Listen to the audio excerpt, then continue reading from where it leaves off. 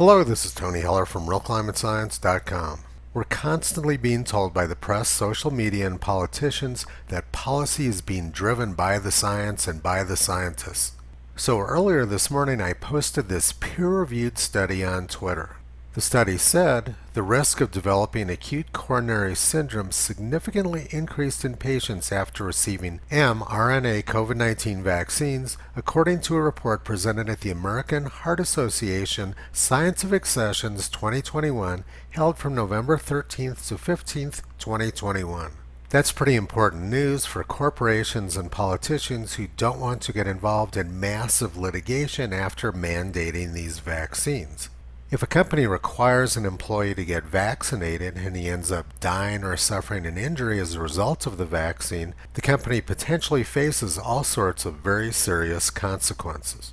Both the public and private sector need to have this sort of information on the table in order for them to make rational decisions. But a few minutes after I made my tweet, Twitter censored it, labeling it as misleading.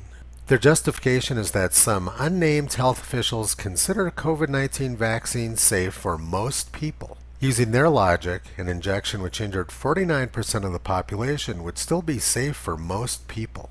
Reality is that the COVID-19 virus itself is safe for most people. It only injures or kills a very small percentage of the population. And most of those people are very elderly and suffering multiple comorbidities. But this study suggests that there's a significant risk from these vaccines to all different age groups.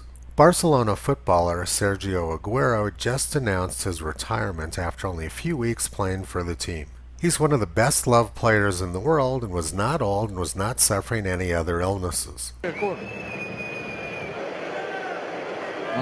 en el pecho. Le pega el Kun, viene el centro, pega el Kun, pisó Vidal adentro, puede ser para el Kun. Su opinión, ¿no?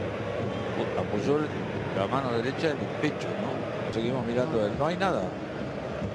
La verdad que hubiese preferido ver un golpe, ¿no? Claro. Es una buena señal. Una buena señal. A ver. He had to retire due to recent heart complications. Twitter is featuring all kinds of other football stories today, but for some reason they're ignoring this one, which is by far the biggest. When this doctor saw that my tweet had been canceled by Twitter, he responded, "They blocked it. It was a paper presented by cardiologists to their colleagues. As a physician, I'm appalled by Twitter and Facebook." Twitter tells us it's about public health and listening to the scientists. Until a scientist says something which goes against their agenda, and then that scientist gets canceled. Toto has a lot of good ideas, but he's also been very heavily censored over the past 14 years. You can visit him, Kyrie, and Caesar on the web at RealClimateScience.com.